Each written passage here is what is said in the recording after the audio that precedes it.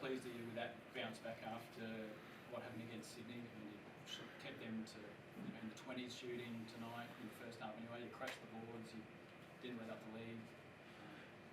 Yeah. I thought that the whole week of prep, we had a very professional approach. The guys were open. We tried to, move the needle a little bit forward every day, and I thought that was the appropriate response. I think we have a really good group that's really trying to figure it out. It's a prideful group. They're communicating, they're connecting in a lot of different ways, and we're trying to get better on every possession.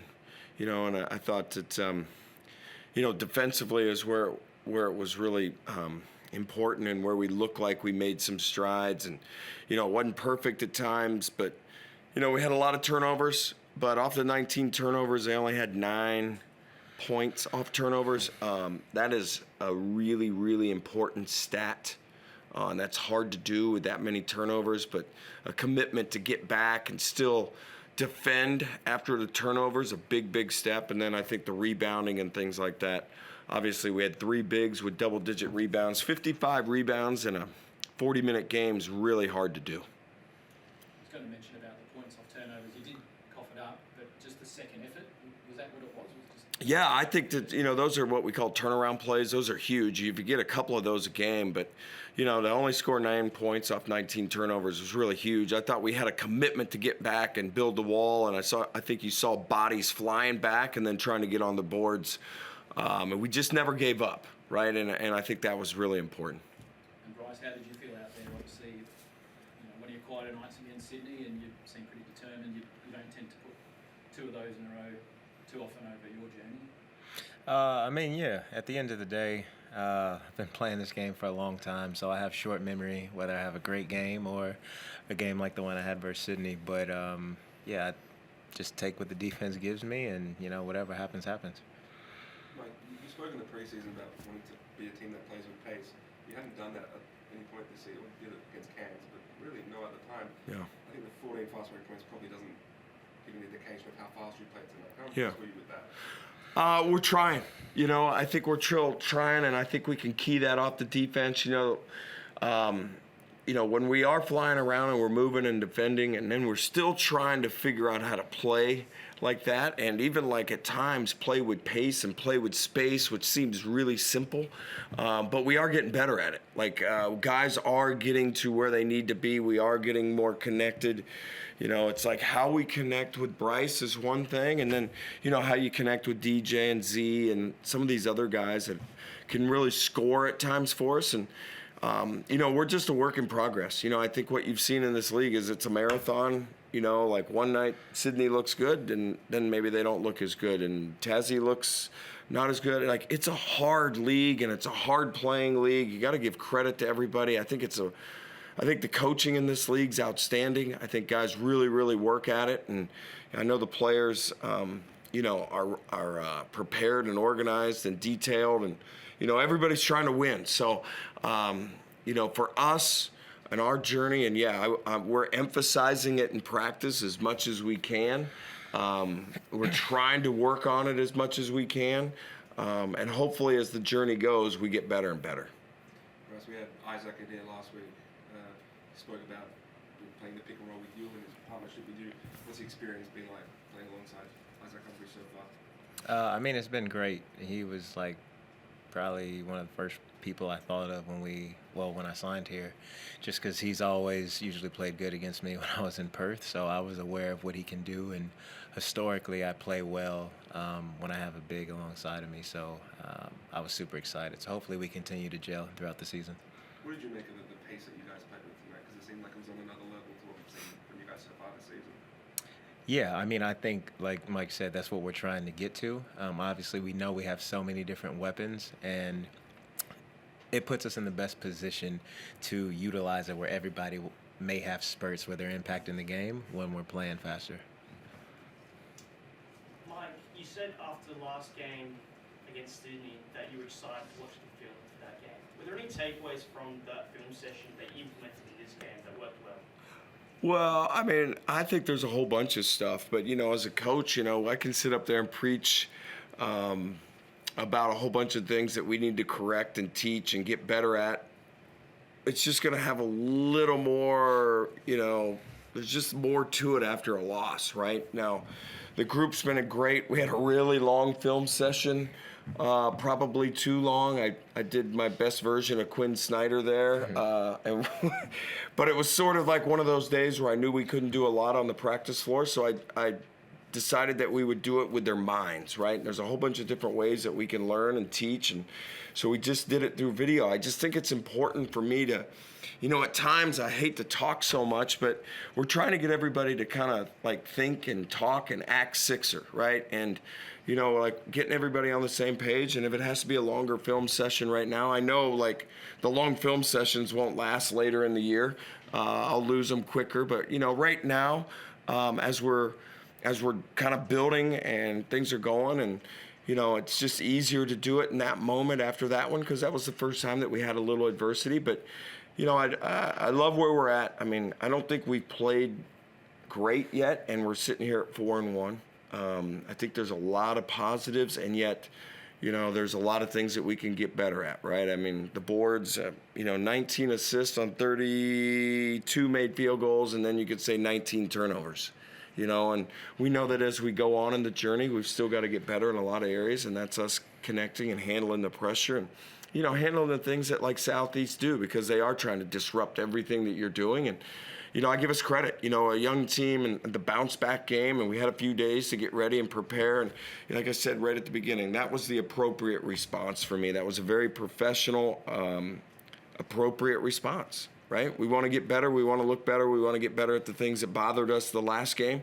And as long as we're moving forward and, getting better that 1% every day, then hopefully by the end, we'll be where we need to be. So a shorter film session this time? Yeah, so shorter. There'll be no film session on this one because we got to go get on a flight and, turn our attention to the next one. Mike, 7 years at the Entertainment Centre, Adelaide's never led by that margin at half-time. It's the biggest lead ever. Really? Short of your biggest home win as coach. Where does this game fit in terms of your time here in Adelaide? Is that the best home win you've been part of? I hope the best home win has never happened yet. I think the best is to come with this group. I'm really, really just excited about the journey, as well as I was excited about practice the other day. It's a great group. Like, they're fun to be around. It's fun to coach them. Like I keep saying, it's sort of like been a dream of mine to come over here and be a head coach. And it's something I thought about for a long time. And Brett Brown called me and kind of started the ball rolling. And so, all those things kind of happened. But I've really just enjoyed the journey. I really, really like this group. I don't know where we'll be at the end yet, which is kind of fun too.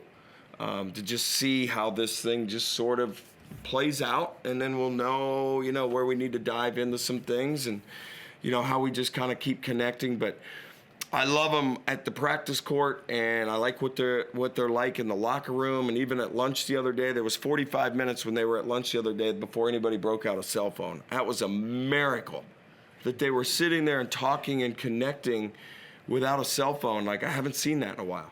And so that just lets me know what kind of group we have. Bryce, last week, on Saturday night, 10 shots you restricted to. You had 8 in the first quarter. Went 6 of 8 in the first quarter. Is that you? Do you determine that? Do you decide it's not going to happen again? Is it the coach, the group? You scored inside 15 seconds. Can you tell us how that unfolded? It was a collective effort. Obviously, I have to be aggressive. And looking back at the game from Sydney, me and Mike had spoken, and it's like, if I wait to take a quote-unquote good shot, and only those, I may never shoot the ball just because of how I'm guarded. So just trying to put more pressure on the defense, and but at the same token, you don't want to be a black hole either. So I wanted to be sure I did a good job distributing once I hit a few shots, gravitated some more attention, so we could utilize those weapons we talked about. Yeah, we don't even know how many shot attempts this guy should take, right? He texts me about how many shot attempts and things like that, and I'm like 5,000, joking. But, we're trying to figure out those offensive roles, right? And we know that Bryce is one of the most unselfish superstars. I've compared him to a lot of guys over the years, but, I think one of the most unselfish superstars I was around was Tim Duncan. He was willing to do those things and always pass and good to great and all those things that the Spurs stood for. And Bryce is like that at times. So at times I've got to sit there and say, hey, shoot the ball, man, go get it. And his teammates know that even when he goes and gets it, that he'll end up passing it to him. So, it's a different type of team culture that we're dealing with. Just a different group this year, and we're trying to figure out, a lot of times what our characteristics look like. You touched on good people and a good group. Isaac White came out and he looked amazingly locked in tonight, and he really pushed that pace for you. How are you seeing Isaac White and his role in this team moving forward? Well, I think that, we're really trying. I think our starting group is really connected and played some really good moments in the plus-minus area. And now we're starting to work on that bridge group, right? And then you work on your finishing group. So that's all part of this journey, too, and those playing combinations. With Isaac tonight, it was just like we knew they were going to press, and it was like, I just need you to beat the press in a straight line and then get us organized. And we got really aggressive. There was a lot of really good possessions. There was a few that he probably would like to have back. Those deep pocket paint decisions are always tough for everybody, right? And especially in the middle third of the court. But that's what their pressure does. It gets you downhill, and sometimes, you got to be willing to make the play before you're used to making the play. But his role and his aggressiveness is key for us, as with Matt Kenyon and everybody that comes off the bench. As we sort of build that bench unit, I need him to play free and I need him to connect. And, it's interesting, like just even the reps in practice, right? How many reps the guys get when they're with Bryce? And I try to watch reps with everybody. I probably coach it a little bit too much like an NBA, like where I'm watching load management and stuff like that. But that's part of our journey. We're not going to do it overnight. And as long as, like I keep saying, we see these positive moves forward, and I thought that's what we saw tonight from the group, and that started with Isaac. Yeah, sorry, just one more quick one. Coach said before, Bryce, he wants everyone to think, talk, and act Sixer. What is that to you?